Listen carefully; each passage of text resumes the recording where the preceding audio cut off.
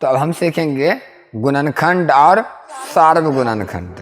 इससे पहले गुणज और सार्वगुणज सीखा है ना। अब देखो गुणनखंड।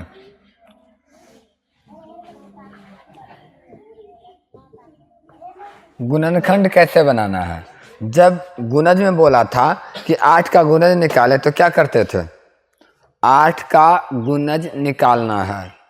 कैसे निकाले कि जिसका गुणज निकालने के लिए कहा जाता था स्टार्ट उसी संख्या से होता है और समाप्त नहीं होता है। गुणज का ये अपना नियम है ना। जिस संख्या का भी गुणज निकालने के लिए कहेगा स्टार्ट उसी संख्या से होगा।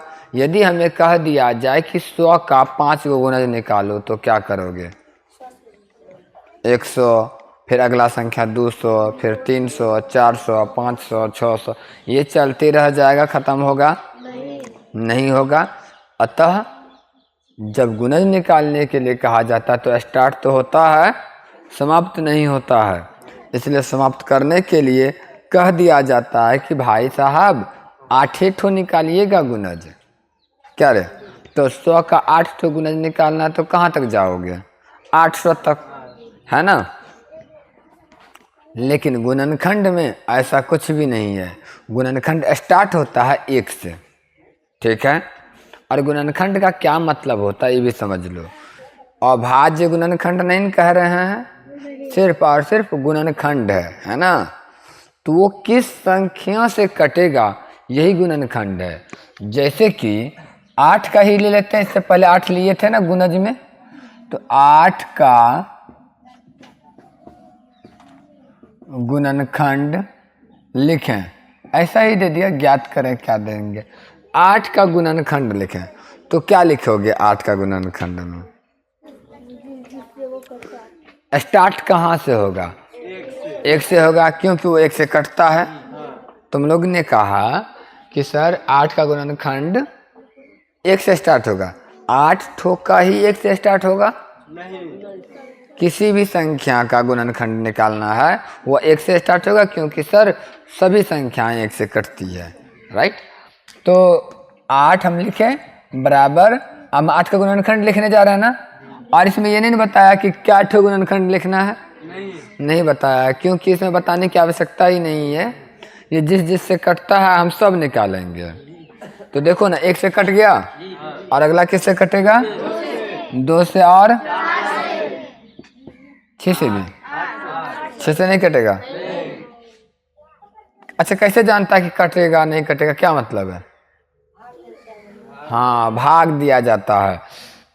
8 में भागा दो, जिससे कटेगा वो लिख दो यहाँ, है ना। और अगला 8 से कटेगा लास्ट, अब किसी से तो कटेगा नहीं। सीधी सी बात समझो, जिस संख्या का गुणनखंड है ये और वही संख्या का यहाँ पर अंतिम संख्या आ चुका है, तो अब कोई और संख्या की आवश्यकता नहीं है, इससे आगे किसी से कटने वाला नहीं है। इतना को तुमको समझ जाना है। समझ गया बात को कि नहीं समझा, ठीक है। तो 8 का कितने गुणनखंड निकले, 4। सवाल ये हो सकता है 8 के कितने गुणनखंड हैं, सवाल ये वो हुआ कि नहीं, 8 के कितने गुणनखंड हैं, तो 4 गुणनखंड हैं। कौन कौन से गुणनखंड हैं तब बता सकते हो कि 1, 2, 4 और 8 है। इसी प्रकार से तुमको पूछ सकता है 12 का गुणनखंड, 12 का गुणनखंड ज्ञात करो। तो किस से कटेगा यही बताना है ना। ये 1 से कटेगा, 2 से कटेगा, 3 से, 4 से, 5 से, 6 से नहीं कटेगा। चलो बढ़िया है, यही तो जानना चाह रहे थे कि समझ रहा है, खाली ठीक है कर रहा है। 1 से कटेगा, 2 से कटेगा, 3 से कटेगा और 4 से भी कटेगा, ठीक है। रुको ना, हम बताते हैं एक यहाँ पर टेक्निक समझने के लिए कि किस से कटेगा ना, कतनो बड़ा रहेगा ना तो जल्दी पकड़ लेगा, ज़्यादा सोचना नहीं पड़ेगा, भागा दे के टेस्ट नहीं करना पड़ेगा। ये तो अभी छोटा संख्या 8 है, 12 है, तब ना तुम तुरंत बता सकते हो। लेकिन अगर बड़ा संख्या होता 512 दे देता, 512। अब बोला इसका गुणनखंड ज्ञात करो। देखो अभाज्य गुणनखंड अलग चीज होता है, ठीक है, हम अभी कुछ समय के बाद सीख लेंगे अभाज्य गुणनखंड भी। लेकिन ये जो सिर्फ गुणनखंड का बात करता है, ये यही बात करता है कि किस से कटेगा, और ये तुमको ये भाग दे करके ही पता कर सकते हैं, भाग देंगे जानेंगे कि ये इससे कट रहा है। मान लो इसको 5 से भगा दो 12 में, भगा दिए, देखो ना ऐसे 5 से भगा दे देते हैं 12 में, तो 5 दूनी 10 हो गया, 2 हो गया, और ये अब नहीं कटेगा ना, दशमलव लगाना पड़ेगा कटाने के लिए, तो दशमलव लगा दिए तो बातें अलग हो जाता है ना। तो इसीलिए हम भागा तो दे नहीं सकते हैं, इसको छोड़ दो, इसीलिए 5 से नहीं कटेगा। तो यहाँ पर जब सर बड़ा संख्या होगा तो कैसे समझेंगे और आसान तरीका क्या होगा, तो ये तुमको समझना पड़ेगा तरीका आसान क्या होगा। देखो 1 से कटा 12, तो कोनो भी संख्या 1 से कटेगा ना, 2 से सभे कट जाएगा, जरूरी है कि 2 से सभे कटेगा ना। अगर हम 7 दे देंगे कि 7 का गुणनखंड निकालो, तो 7 के कितने गुणनखंड होंगे? 2 ठो गुणनखंड होंगे ना, 1 और 7। इसीलिए तो इसको अभाज्य संख्या कहते हैं ना, कहते हैं। क्यों? क्योंकि इसके मात्र 2 गुणनखंड हैं, एगो 1 जो सभ्य संख्या का गुणनखंड होता है, एगो ये खुद अपने से कट जाता है 7 से। तो इस हिसाब से 12 का गुणनखंड 1, 2, 3, 4। अब यहाँ पे एक चीज देखो, 1 से जब भागा दिए थे तो कितना बार में कटता था? 12 बार में। 2 से भागा दिए तो कितना बार में कटा? 6 बार में। 3 से भागा दिए तो, और फिर 4 से भागा दिए तो, यहाँ पर कुछ देखा, 3 से भागा दिया तो 4 बार में कट रहा था, और 4 से भागा दिया तो 3 बार में कट रहा था। मतलब यहाँ से गाड़ी उल्टा चलने लगा है। तो अब सीधा सीधा करो, जैसे 3 से भागा दिया तो 4 से कटा था, 4 आ गया है ना। अगला 2 से भागा, नहीं समझ में आ रहा होगा, रुको समझाते हैं। 1 से भागा दिया था 12 में, तो 12 बार में कटा था, ठीक। 2 से भागा दिया 12 में, तो ये 6 बार में कटा था। फिर 3 से भागा दिया था तो 4 बार में कटा। फिर 4 से भागा दिया 12 में, कितना बार में कटा? 3 बार में। देखो अब यहाँ पर समझना, 1 से दिए 2 बार, 12 बार में कटा, 2 से 6 बार में, 3 से 4 बार में, तो फिर 4 से 3 बार आ गया ना, उल्टा पुल्टा हो गया ना कनेक्शन यहाँ पर। तो इसका मतलब ये हुआ कि 3 से भागा दिए 4 बार में कटा, तो 2 से भागा दिए थे 6 बार में कटा था ना, अगला संख्या 6 आने वाला है। उल्टा दो सीधा, ऐसे सीधा सीधा समझ लेना। ओह, अब यहाँ पर कनेक्शन उल्टा हो चुका है। 3 से भागा दिए थे 4 बार में कटा था, और 4 से दिए तो 3 बार में कट गया। इसका मतलब है कि 2 से भागा दिए थे तो कब बार में कटा था? 6 बार में। इसका मतलब अगला 6 संख्या लिख दो, अगला फिर 12 लिख दो, क्योंकि 1 से 12 बार में कटा था। देखो यहाँ से उल्टा कर दिए, यहाँ से सीधा गए 1, 2, 3, फिर 4 तक गए, तो उसका भागफल हमको 3 जैसे मिला, तो इसका मतलब 3 मिल गया ना। तो फिर 2 से भागा दिए थे तो 6, 12, वही उत्तर लिख दिए। अब कनेक्शन करके देख लो, ऐसे नहीं होता है। तुम इस तरह का माहौल देखो, 18 में भी करके देखो। 18 का गुणनखंड निकालो, 1 से कटेगा, 2 से, 3 से, 4 से नहीं कटेगा, 5 से, 6 से, 6 से कट गया। अब देखो 3 से भागा दिए थे 6 बार में कटा, 6 से भागा दिए 3 बार में कटा, कनेक्शन एक दूसरे को दे दिया। अब उसी प्रकार से 2 से भागा दिए थे तो 9 बार में कटता, 1 से भागा दिए थे तो 18 बार में कटता, बात खत्म। उतना ढूंढने का जरूरत नहीं है तुमको कि किस किस से देंगे। तो क्या ये तुम्हारे लिए अच्छा नहीं रहा? तो ठीक रहा समझने के लिए कि ऐसे कर सकते हैं, आसानी होगा। नहीं तो तुम प्रत्येक को भागा दे करके जांच करोगे कि कट रहा है या नहीं कट रहा, तब गुणनखंड कहलाएगा। तो 18 के कितने गुणनखंड हो गए? 6 ठो। ठीक है, चलो इसी प्रकार से कुछ और देख लेते हैं। थोड़ा बड़ा 120 के निकालें, ये थोड़ा बड़ा कहलाएगा। 120 का गुणनखंड ज्ञात करना है, करो तो। किस किस से कटेगा नानू? 1 से, 2 से, ओके शांत रहो, मैं बोलता हूँ। 1 से कट गया, 2 से कट गया, 3 से कट गया, और 4 से भी कट जाएगा, 5 से भी, 6 से कटेगा, 7 से नहीं कटेगा, 8 से, 8 से कट जाएगा। कैसे जान गया रे? 15 बार में। हाँ ठीक है, 15 बार में कट जाएगा ना। देखो अभी 6 से भागा देने पर कुछ और भागफल आता है, 8 से भागा देने पर कुछ और आता है। अभी 1 की जगह ऐसा संख्या हमें नहीं मिला है जो दोनों एक दूसरे का भागफल हो। जैसे यहाँ पर मिल गया था 3 6, यहाँ पर 3 4, मिला था ना कि 3 से भगा देते थे ना सर, 4 भाग फल आया, 4 से 3 आया, मतलब अब यहाँ से गाड़ी उल्टा दीजिए सब संख्या को। ऐसा अभी तक यहाँ नहीं मिला। आगे बढ़ते हैं। 8 से भगा दिए, कट गया, और 9 से कट जाएगा, नहीं कटेगा। और 10 से कट जाएगा, 11 से नहीं कटेगा, 12 से। अब यहाँ पे देखो कनेक्शन उल्टा पुल्टा दे दिया है। 10 से 12 में, 10 से भागा देंगे ना 120 में तो 12 बार में कटेगा, और 12 से भागा देंगे तो 10 बार में कटेगा। हो गया ना कनेक्शन। अब यहाँ पर क्या करो, 8 से भागा दो, कितने बार में कटा था, 15 बारी में। 15 120 नहीं होता है, तो 8 से भागा दिए थे तो 15 बार में कटा था, तो यहाँ 15 लिख दो, और ये 15 से 120 कट गया। फिर 6 से भागा दो तो 120 में कितना बार में कटा था, 20 बार में। 20 बार में तो अगला संख्या 20 होगा। फिर वापस खाली देखो यहाँ तक पहले आगे गए, फिर वापस इसी से भागा दे करके जो इसका भागफल निकलता वही आगे बढ़ाते जा रहे हैं, और एक तक आके दम मार लेंगे, कहानी खत्म हो जाएगा।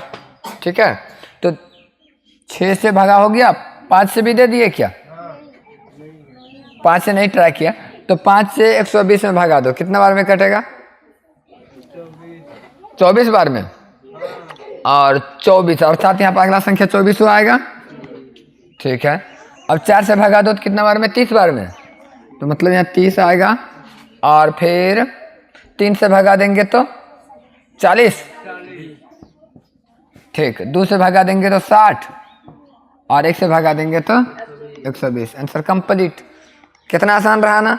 नहीं तो तुम लोग पक्का यही करता ना, 120 अगर दे देता, संजोग बस सोचो कि अगर 520 का तुमको बोल दे कि कितने गुणनखंड हैं ये बताओ, तब तो तुम गुणनखंड निकालोगे ना, गुणनखंड निकालोगे और तब जाके बताओगे गिन करके कि क्या ठो है। जैसे कि 120 के कितने गुणनखंड हैं, 120 के कितने गुणनखंड हैं, तो 120 के गुणनखंड सबको निकालना पड़ा, निकाल के तब गिन रहे 1 2 3 4 5 6 7 8 9 10 11 12 13 14 15 16, अर्थात सर 120 के 16 गुणनखंड हैं। ये भी एक सवाल है, ये सवाल पूछा जा सकता है परीक्षा में भी, नहीं पूछा सकता है ऐसे करके कि बताओ 120 के कितने गुणनखंड हैं। ऑप्शंस दे देगा 14 15 16 17 इस तरह से। अब कौन सही है तुम बताओ। तो पहले तो विद्यार्थी सभी गुणनखंड को निकालेगा, और सोचो इतना टाइम रहता है तो गुणनखंड एक एक करके निकालने में, और कहीं अगर विद्यार्थी नहीं जानता गुणनखंड निकालने इस तरीक़ा से कि यहाँ तक आए फिर वापस उल्टा चलेंगे तो सब मिल जाएगा, नहीं जानता है तो अभी 22 से दिए, फिर 22 से भागा दे के ट्राई करता, छोड़ो ना नहीं करता तो 40 के बाद 50 से भागा दे के ट्राई करता, 45 से 46 से, अरे किसी से कटेगा, भगा देते देते भोर हो जाएगा ना, टाइम बर्बाद होगा ना उसका। लेकिन ना कितने गुणनखंड हैं, कितने गुणनखंड हैं 16, तो इसका एक आसान तरीका भी है कि कितने गुणनखंड हैं निकालने का, वो हम सार गुणनखंड बनाने के बाद बताएंगे। समझ गया बात को। अभी हम गुणनखंड सीख लिए ना, गुणनखंड ज्ञात करने आ गया, और गिन के बता सकते हैं कि कितना गुणनखंड है। चलो ना कोई बात नहीं, गिन के ही बता देंगे, लेकिन जब बड़ा संख्या देगा ना उसके लिए मस्त तरीका होता है, उसके लिए पहले हम अभाज्य गुणनखंड सीखना पड़ेगा तब ये बता सकते हैं। ठीक है, चलो मिटा दें इसको। तो सारे गुणनखंड भी समझ ही लो। देखो 120 का गुणनखंड 16 था, कौन कौन था पता कर लिया, और गुणज और गुणनखंड में अंतर समझ लो। गुणज स्टार्ट कहाँ से होता है, खुद से, गुणनखंड खुद पे खत्म होता है ना। गुणज जहाँ से स्टार्ट करता है गुणनखंड वहाँ पर ख़त्म करता है। तो ऐसा कह सकते हो कुंची कि जहाँ से तुम्हारा दिमाग काम करना शुरू करता है वहाँ नहीं, जहाँ पर तुम्हारा दिमाग काम करना बंद कर देता है वहाँ पर मेरा दिमाग काम करना शुरू करता है। ये बात गुणज कह देगा गुणनखंड से, न कहेगा रे। जैसे मान लो कि 8 का गुणज लिखना है और 8 का गुणनखंड भी लिखना है, तो देखो तो 8 का गुणनखंड स्टार्ट होगा 1 से, ये चीज़ 1 से स्टार्ट होगा, ख़त्म कहाँ पर होगा 8 पर खत्म होगा ना। और गुणज स्टार्टे कहाँ से होगा? 8 से स्टार्टे होगा और उसके बाद अगला 16 ऐसे चलते रहेगा। तो ये गुणज भाई साहब गुणनखंड को नहीं कह सकता है कि तुम्हारा जहाँ से दिमाग काम करना बंद कर देता है वहाँ से तो हम शुरू करते हैं। क्या डायलॉग हो गया इसके लिए गुणज गुणनखंड के बीच का। तो गुणज और गुणनखंड में ये अंतर है नूनू कि गुणज जहाँ पर स्टार्ट होता है गुणनखंड वहाँ पर समाप्त होता है। अगर एक ही संख्या का निकालने के लिए बोलेगा तब, यानी कि अगर बोल दिया 8 का गुणनखंड निकालने के लिए और 8 का गुणज निकालने के लिए, उस स्थिति में 8 का गुणनखंड जहाँ पर समाप्त होता है गुणज वहाँ से स्टार्ट होता है। तो ऐसा कहो कि गुणज खुद से स्टार्ट होता है और समाप्त नहीं होता, गुणनखंड 1 से स्टार्ट होता है और खुद पर समाप्त होता है। ठीक है, समझ में आ गया? चलो अब सार गुणनखंड के बारे में समझ लो, उसके बाद अभाज्य गुणनखंड को समझेंगे।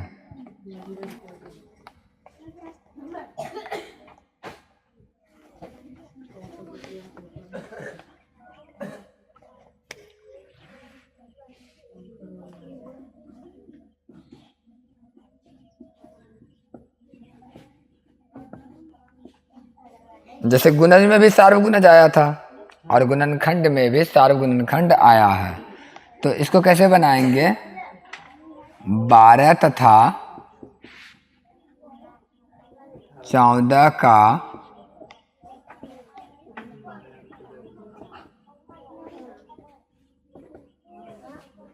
सार्वगुणनखंड। देखो सबसे पहले 12 का भी जैसे गुणज में बनाए थे ना सार्वगुणज में, सार्वगुणज में क्या किया था? दोनों संख्याओं का गुणज निकाला, फिर दोनों में मैच कर लिया। और हमने क्या सिखा दिया बीच में कि अगर 2 ठो गुणज निकाल लो फिर देख लो कि किसका गुणज निकल रहा है, वो उसी का गुणज पूरा बना लो तो कहानी हो जाता है, तुम्हारा खत्म बन जाएगा। लेकिन यदि सार्वगुणनखंड का बात कर रहा है तो सेम प्रोसेस करेंगे, 12 का गुणनखंड निकाल लेंगे और 14 का भी गुणनखंड निकालेंगे। 12 का क्या निकलेगा नूनू? 1 2 3 4 6 और 12, ठीक है। और 14 का निकलेगा 1 2 7 14, हो गया। अभी दोनों में मिलाओ, वही 12 तथा 14 का सार्वगुणनखंड कहलाएगा। यहाँ पर लिख भी देना है सार्वगुणनखंड, बराबर दे देना सार्वगुणनखंड लिख करके, ठीक है।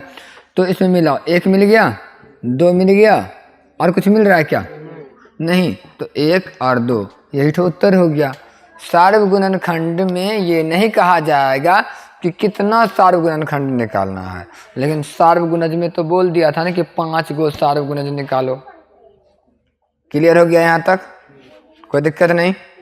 चलो बहुत अच्छा है, समझ में आ गया कि अभी तुम लोग सीखा गुणज, गुणनखंड, सार्वगुणज और सार्वगुणनखंड, चारों का बात क्लियर हो गया। अगले पार्ट में सीखेंगे अभाज्य गुणनखंड, ठीक है। और जैसे अभाज्य गुणनखंड सीख जाओगे उसके बाद हिसाबों का भंडार शुरू हो जाएगा। ओके, चलो।